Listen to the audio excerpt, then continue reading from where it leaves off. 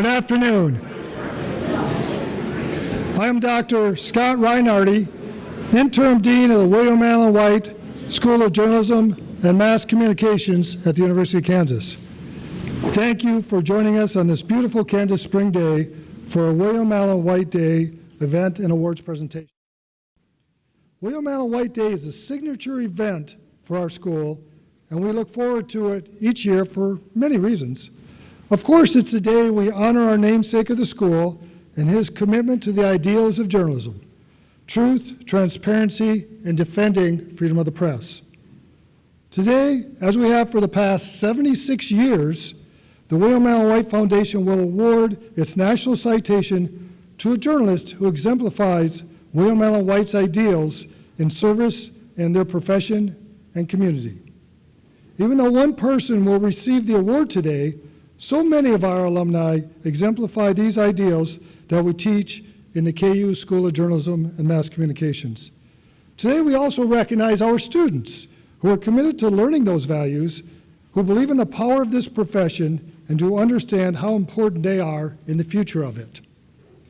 In recognizing the contribution of our National Citation recipient, we honor the countless journalists who often don't get the credit they deserve, those who put themselves in harm's way, and some who have died in the pursuit of fact-based journalism.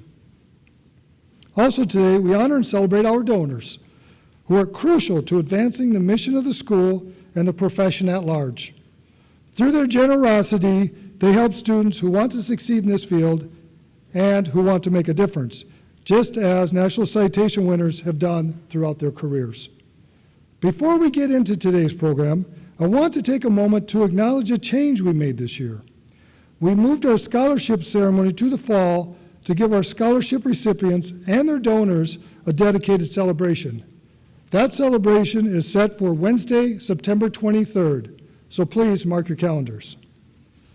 Today we are focused on our awards, the donors who make them possible, and honoring this year's William Allen White Citation recipient.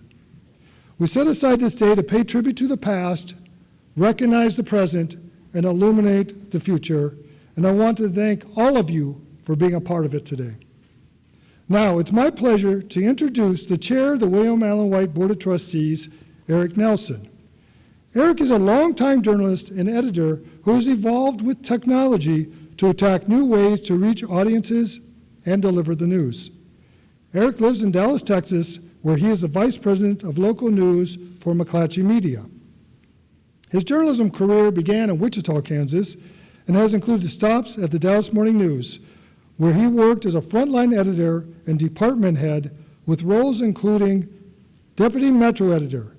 He also worked at Politico, where he directed a team covering technology policy and also the Kansas City Star, first as an assistant managing editor for digital media and later running audience growth initiatives for multiple McClatchy properties. He also worked as the managing editor of digital content at the U.S. Chamber of Commerce in Washington, D.C. Eric is a Phi Beta Kappa graduate at the University of Kansas with a degree in journalism and was the editor of the University Daily Kansan. Please welcome Eric Nelson.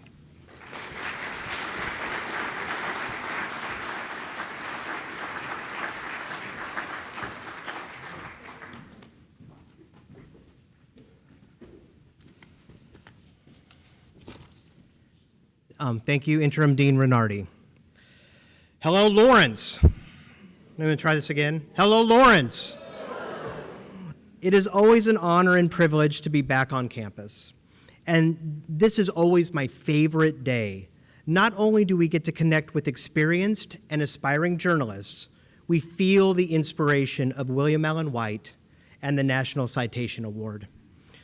We are so excited to be presenting this year's citation to Susan Page, and once again be reminded that journalism matters. The William Allen White Foundation first awarded the citation in 1950.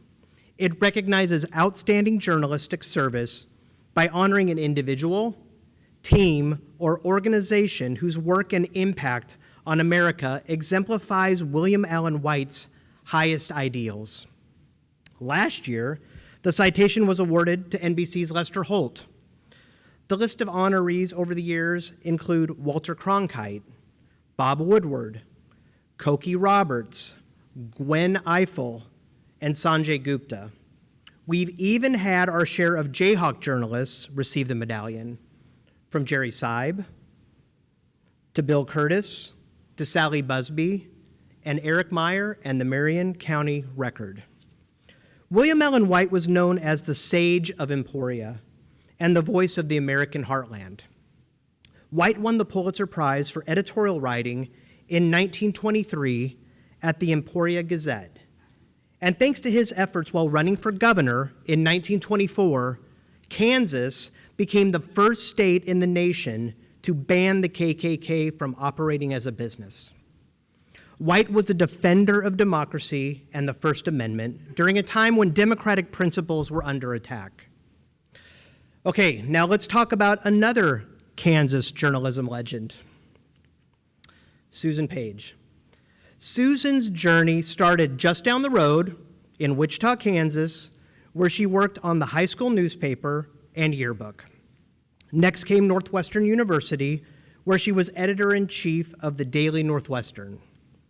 Susan is currently the Washington bureau chief of USA Today, and she has covered 12 presidential campaigns and 8 White House administrations. 12 presidential campaigns and 8 administrations. She's interviewed the past 10 presidents, from Richard Nixon to Donald Trump, and reported from 6 continents and dozens of foreign countries. Susan also has told us the stories of some very powerful and influential women. She is the best-selling author of biographies of Barbara Bush, Nancy Pelosi, Barbara Walters, and now Queen Elizabeth, coming out Tuesday, The Queen and Her Presidents. Susan won the Gerald R. Ford Prize for Distinguished Reporting on the Presidency twice, the Aldo Beckman Award for Overall Excellence in White House Coverage, the Merriman Smith Award for Excellence in Presidential News Coverage under deadline pressure, and the Sigma Delta Chi Award for Washington Correspondence. She has Washington covered, folks. She has served as president of the White House Correspondents Association and as president of the Gridiron Club, the oldest association of journalists in Washington. And the Washington Press Club and Foundation presented her with a Lifelong Achievement Award. So, the time has come to add to Susan's accolades, and for her to inspire us with some stories too, we hope. It is with great pleasure that I invite Susan Page to the podium to accept the William Allen White Medallion.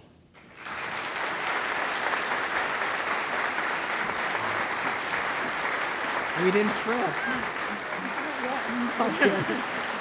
Congratulations. Thank you. Yeah, that's so beautiful. That's good. Thank you. Okay, so the medallion, it's very, Susie tells me it's really small and I wouldn't be able to see it, but the medallion reads, "For work in journalism that exemplifies William Allen White's highest ideals by serving the profession and impacting America." Susan, congratulations.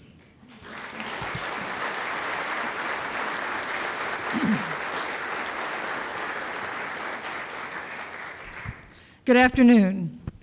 You're supposed to, good afternoon. Come on. You gave him a bigger callback than that. We're going to do it one more time. Good afternoon. Yay! Yeah. Better for me, Eric, no offense.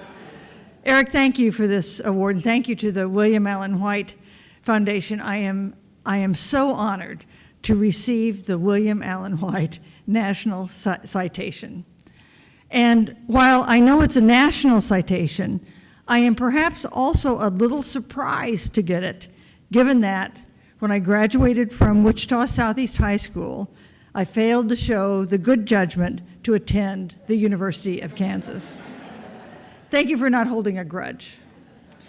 My roots in Kansas and at KU are deep.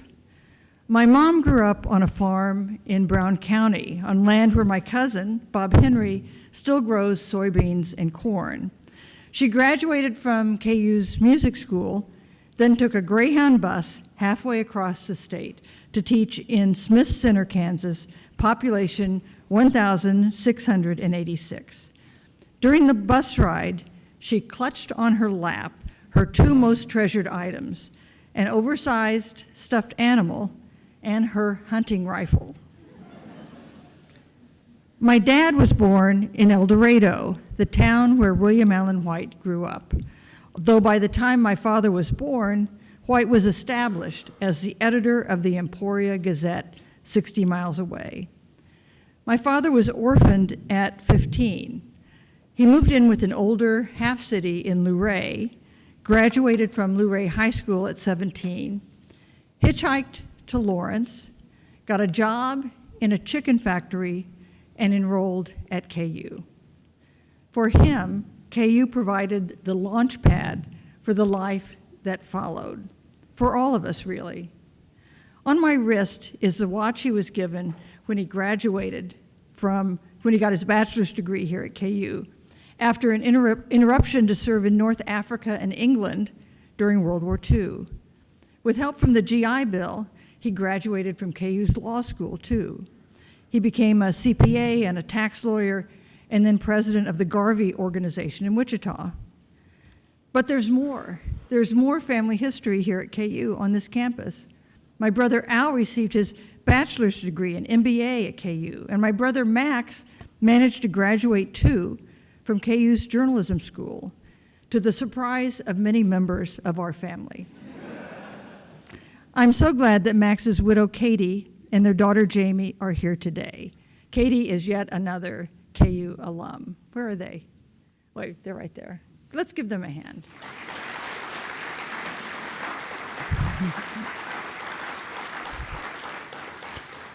All this is to say that I feel at home here and among friends.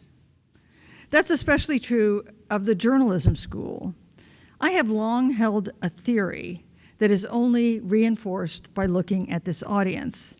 This thought occurred to me years ago in Washington when I noticed that Kansan Jerry Seib was the bureau chief for the Wall Street Journal, and Kansan Sally Busby was running the AP, and Kansan Jim Lehrer was anchoring the PBS NewsHour, and today I see Kansan Colleen McCain Nelson, who moved from where she was seated there, so there she is, she moved back, of the Dallas Morning News, and of course, Eric Nelson of McClatchy, and Kansan Francesca Chambers, my colleague at USA Today, who's ended up seated next to my sister-in-law. Did you know that? Was it coincidental? It was serendipity. So, not to mention Kansan Eric Meyer of the Marion County Record. Where is, there he is, he's over there. He won the award 2 years ago, this award, and I am honored to follow in your footsteps, Eric. So here's my theory. Kansans make the best journalists. Yeah.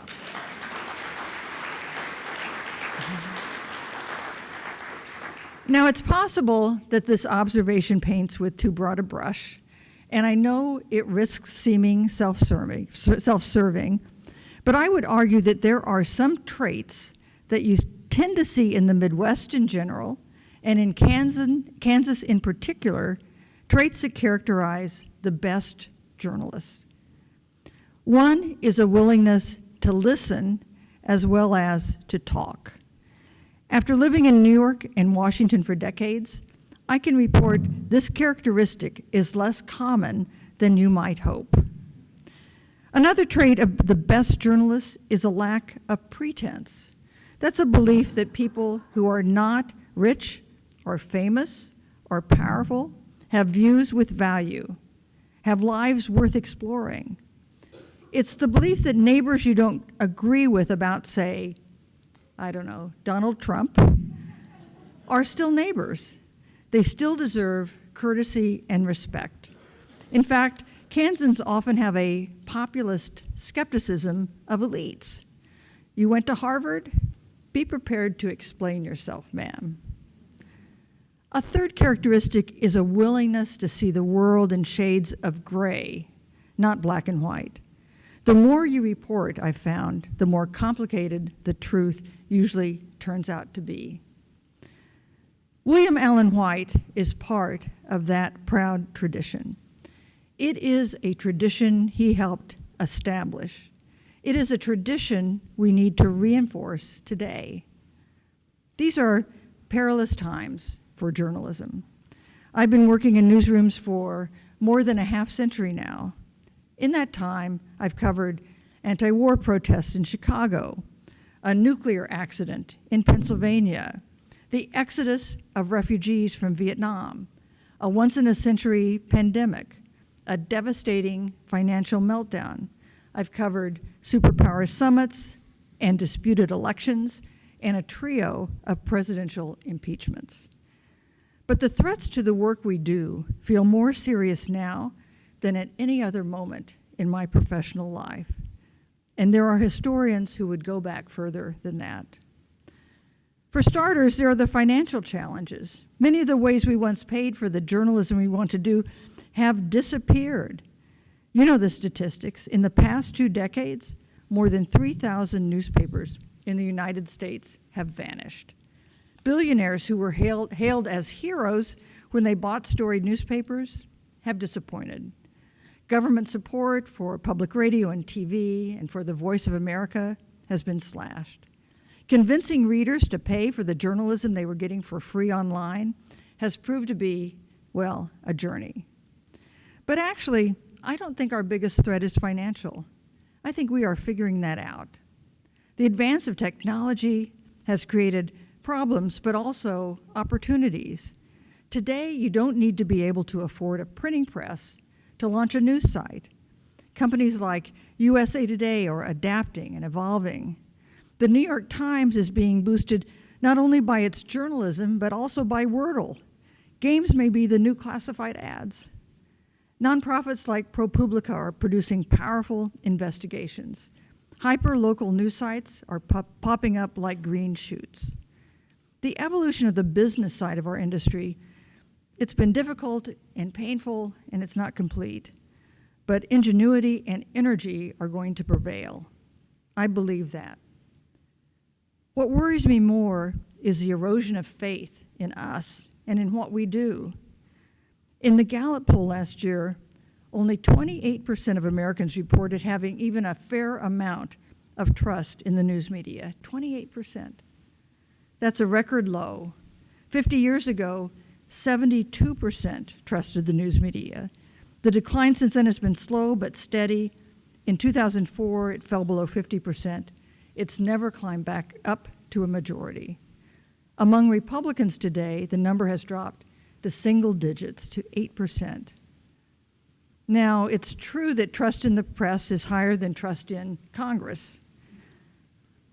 It's true that faith in almost all U.S. institutions has been on a slide. Faith in the Supreme Court and the presidency, in organized labor and big business, in churches and universities. In some ways, this crisis of confidence reflects the polarization that has splintered our politics and our society. These days, deciding to buy a Tesla or watch the Super Bowl halftime show can seem like a political statement. There are other factors too. Anyone with a smartphone and a selfie stick can call themselves a journalist now. Not all of them abide by the standards that you and I consider crucial, the ones we learned in journalism school. That can reflect badly on all of us. So can attacks by top officials on news coverage as fake when they know it is true, just inconvenient to them. But fundamentally, even the fiercest critics of the news media didn't create this distrust. They recognized it and took advantage of it. That distrust has helped open the door to some of the biggest threats we see today to a free press, to frivolous lawsuits designed to intimidate, to Don Lemon's arrest for covering an ICE protest, to the police raid on the Marion County Record newsroom, to the demand that Pentagon reporters sign pledges that they won't report unauthorized news. Report unauthorized news. That is the definition of what we do. But what if we report it and many Americans don't believe us? How can our great national experiment survive if our citizens can't agree on what the facts are, on what's true, on what's real. This has always been the crucial role of a free press. Our nation's founders understood that. They knew there can be no free and vibrant democracy without a free and vibrant press. However the news is financed and distributed, our mission hasn't changed. The mission of journalists, now and forever, is to inform the public, to shine a light in dark places, to hold the powerful to account, to be an independent voice people can trust. To do that, we have to rebuild Americans' trust in us, and we can, by being accurate and fair and transparent, by explaining how and what we do, by acknowledging errors, by listening harder, by being captive to no political philosophy or power center, by providing clarity and context, by being grounded in the lives people lead and the issues that concern them. We didn't lose the public's trust all at once, and we won't rebuild it all at once either, but we can get started. In the end, no business model for journalism is going to work unless we can convince more Americans that they should trust us. It is not too much to say that our democracy depends on it. So why would anyone want to be a journalist these days? Actually, the question for me is, why would you want to do anything else? It is still the best job in the world. You get to witness important events, then explain the moment to others. You get to write the first imperfect draft of history. It's hard to imagine another job that combines public service with so much fun. I've interviewed 10 presidents, as Eric said, and also Stephen Hawking. In what other career would that have been imaginable? I am a journalist because I couldn't possibly have done anything else and have never wanted to. William Allen White understood the joys of journalism and the stakes. He worked in perilous times, at times of the Ku Klux Klan, of racism and protest and upheaval. He decried what he called the moronic minority, those willing to believe the charlatans in our midst. In 1922, he put up a poster in the window of the Emporia Gazette supporting railroad workers who had gone on strike, despite an order signed by the governor that merchants had to take down posters like that. In response, White wrote the editorial that would win him the Pulitzer Prize. His words went to the heart of the First Amendment, to a free press and a free society. He wrote, "You say that freedom of utterance is not for the time of stress, and I reply with the sad truth that only in time of stress is freedom of utterance in danger. No one questions it in calm days because it is not needed, and the reverse is true also. Only when free utterance is suppressed is it needed, and when it is needed, it is most vital to justice." We are surely in a time of stress today. White was arrested, but the strike ended, and the state attorney general refused to prosecute him, to his great disappointment. He showed up in court anyway and demanded a trial. He understood this to his bones. The sad truth is that only in time of stress is freedom of utterance in danger, and that is exactly when it is needed. When it is needed most, like today. Thank you.